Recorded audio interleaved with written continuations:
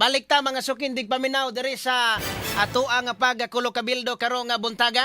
Straight to the point. Onya ato ning hatagan og pagtagad sab karon kay kanang naang kaning ilahang negotiation diha mga sukindig paminaw sa Pakistan. At least ang Pakistan maoy ni kuan ani maoy nagpatunga nila. Maoy nagpatunga pero kaning gipadala ni US President Donald Trump, kaning ang gipadala nga mga tao iyahang gipabalunan daag istorya, ha?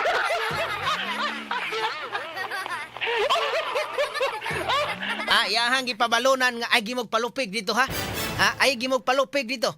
Ayaw gyud og kanang naang ay mogpakupil, ha?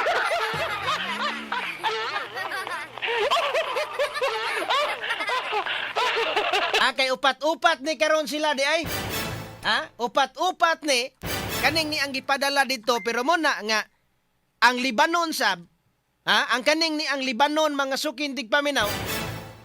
Kuan sad kay kanigong Hezbollah. Pero manghinaot nga mo kuan ha kay sige mangyapon dito og kanang naang pamumba dito kay mo lagi na kanaang naang Hezbollah mga sukindig paminaw nagbagit man sad ning Hezbollah ingon sang Israel dili po may palupig og amo. Bagit man sad ang kanang Hezbollah.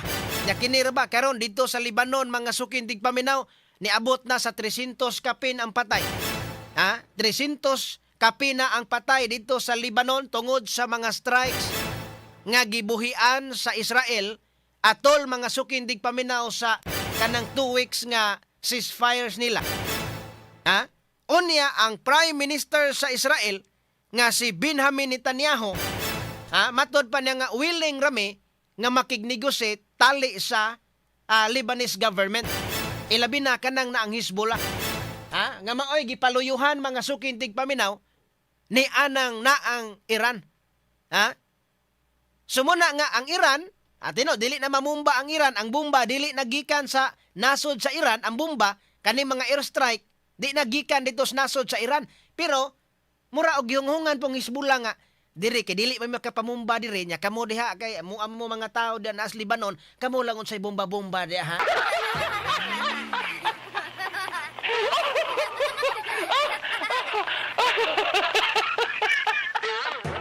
Sumuna nga kanang naang kuan na mao ni sunag grabe kadaot nila dito, tanawa mao ni ang mga pictures, mao ni ang mga hulagway makasama didto sa Lebanon sa pagpangatake sa Israel nga matod pa ni adtong usang adlaw ang pinaka dako nga atake nga gibuhian sa Israel dito sa Lebanon. Grabiha mo ni ang kuan mao ni ang kanang naang kuha dito sa kanang naang video mga sukindig paminaw taon dito sa kanang naang Lebanon. Grabiha dito ilang kuan grabe kadaot gyud Tiaw mo nang ilang mga buildings dito nga kanang naandagko kayo hasta mga sakyanan nga buslot. So morning ni dito ang kana sunang kanang building di ang kana bitaw inig kaigo dito sa kanang ilang bomba. Pag igo dito sa dagko kayo nga mga missiles mga sukindig paminaw ang bulog sa aso or kanang nanaa nga murag mo buto siya tunan ka nga mulapaw sa building. Straight to the point. Tanawa. Sumuni ang kadaot dito in town. Daghan kaayo nga mga samaran. Daghan kaayo nga mga nangaangol. Tanawa sus murag nakuan. Tanawa. Sus. Muni ang sitwasyon taon. Grabe kadaot yun. Grabe ang kadaot mga sukindig paminaw dito sa Lebanon. Sumauna nga ang Iran sad ani laban man sad yun ang Iran sa Lebanon kay kanang kaalyado man na sila onya labi na kaning Hezbollah nga mga grupo mga sukindig paminaw nga gipaluyuhan sa Iran. So unsa may epekto ani karon? Basin og maapil na hinuon punis ilahang negosyasyon nga imbis ang Iran ra nga mga danyo sa inyong bayran, apil na ninyong bayran ang Lebanon, ha? Grabe magkadaot gyud. Tanawa kita mo ng bomba kinsa may mabuhi ana og simbako palayo og dunay tawo nga nagpatungod anang naan dapita. Why mabuhi? Sumuna nga kanang naang manghinaot taon-ta nga kaning ilaha karon nga peace talks dito apilo nilang Lebanon pero wa man ni adto ang Lebanon hinuon. Wa ni adtong Lebanon tanawa nga mga building nga tag-as kayo. muna ang kanang pagpangatake atol na sa kanang ng ceasefire sa 2 weeks pero dito sa Lebanon, Israel ug Lebanon. Moto na suko ang Iran nga naman nga nagsige man gyapon og pamumba diha. Nga do naman dagway tay 2 weeks nga ceasefire. Ha, ingon sang Israel wa may labot ang Lebanon.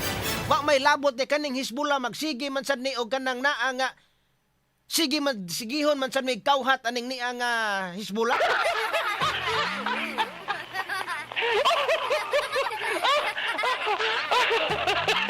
So mo na kinsa man ato ko na ipagkwanto nga ato mga pangan kasamang names be sa kanang naa nga agkuan dito silang kanang naang sa peace talk. So mo ha, ang gipadala sa US sa United States ni President Donald Trump mga sukindig paminaw. Ha, ang ilang gipadala dito 4 ka tawo gikan sa US. Ha, kinsa maning una? Ang una kay sa 4 kay 4 man ka mga tawo gipadala gikan sa US paingon sa Pakistan. Ang gipadala kaning ilahang Vice President nga si J.D. Vance. Ha? Si J.D. mga sukindig paminaw. Mao gipadala. Oh, at least si Trump wa mukuyog si Trump ha. Ay init ra ba tog ulo si Trump niya basi og kanang makasagpa dito si Trump na.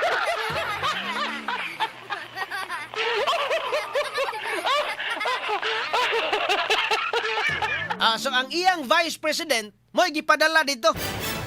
Kinsa pa maning laing gipadala dito sa Pakistan para nga mag-negotiate sila. Kani si Steve basa ani kanang Witkoff. Ang ilahang special envoy. Ang ilang special envoy medyo izom makuan ba ni ang picture ani kasamang names? Medyo isog ra pugnaong ha.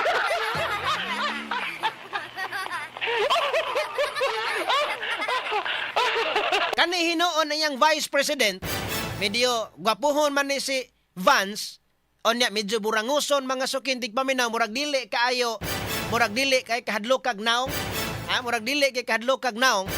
Pero kaning si Steve, ilang special envoy, medyo idara na ni, nya mura og paminaw nako ani murag dili ni ka, murag dili ni ka pugong og dunay sakit-sakit nga istorya, ha?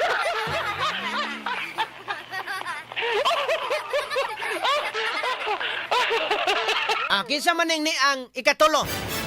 Ang ikatulo mga sukindig paminaw nga gipadala mo kini si unsay basa ani? Jared Banesia or Kushner o former presidential assistant.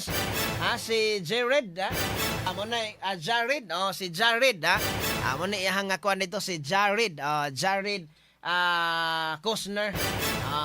So mo ni ang kanang gipadala dito, former presidential advisor. Mo ni ang ikatulong gipadala. Kanay hinuon, mura og madala ra ni kihat-kihat mo kay medyo smiling magnaong kasamakin. Kanay siya, pero dili po nimo ni kakumpensa ang istorya nga makapasakit ni Trump, no? Kanay kanay medyo tisoyon. Medyo tisoyon. Bisan og ato ang mga murag ato mga naminaw ani nga way bana murag gusto magpaliwat ani.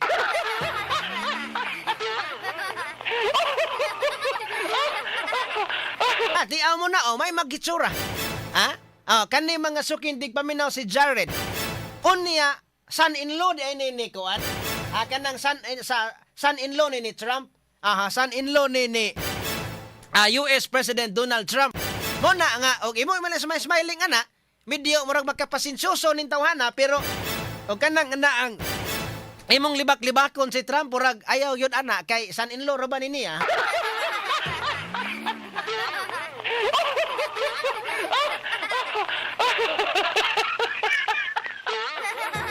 Imong halan ng pidok-pidokan diha murag kwan. Kinsa man ning ikaupat? Ang ikaupat mao ni si Brad Cooper. Ang CENTCOM commander. Kani. Maoy ay lahang commander sa CENTCOM mga sukindig paminaw medyo kuan ra ba? Kanang na ang medyo isog og naong murag gamay sipiat nimo ini. Tanawa na iyang naong medyo isog ra ba? Seryoso og naong medyo isok na ta kana tanawa. Tiaw mo na kasamangki. Nga, sumipyat ka gani ani.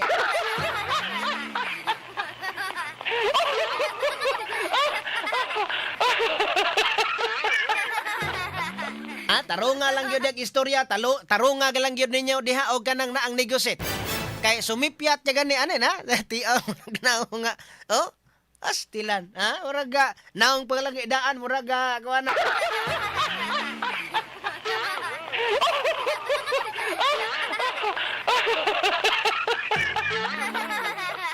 Sumaon ni ang ikaupat, ang ilahang United States Central Command, si Admiral Brad Cooper mga sukin digba minaw.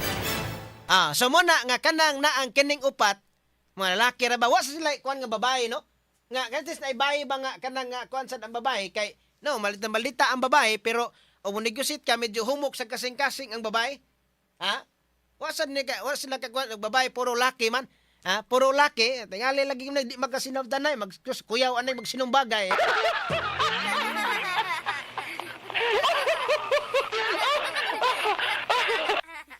Ato ni ko ano na.